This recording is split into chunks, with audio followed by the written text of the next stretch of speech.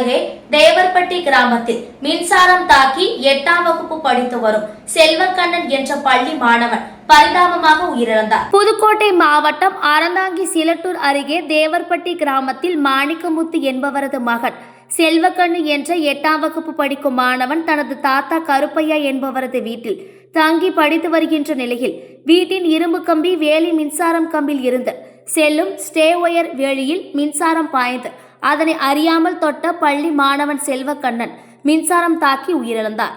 வீட்டின் அருகே உள்ள அக்கம் பக்கத்தினர் உடனடியாக அருகில் இருந்தவர்களுக்கு தகவல் கொடுத்து பள்ளி மாணவன் செல்வக்கண்ணனை அறந்தாங்கி அரசு மருத்துவமனைக்கு கொண்டு வந்து சோதித்து பார்த்ததில் மாணவன் முன்னதாகவே உயிரிழந்து விட்டதாக மருத்துவர் தெரிவித்தனர். இதனால் அதிர்ச்சியடைந்த மாணவரின் பெற்றோர்கள் மற்றும் உறவினர்கள் மருத்துவமனையில் கதறி அழுதனர்.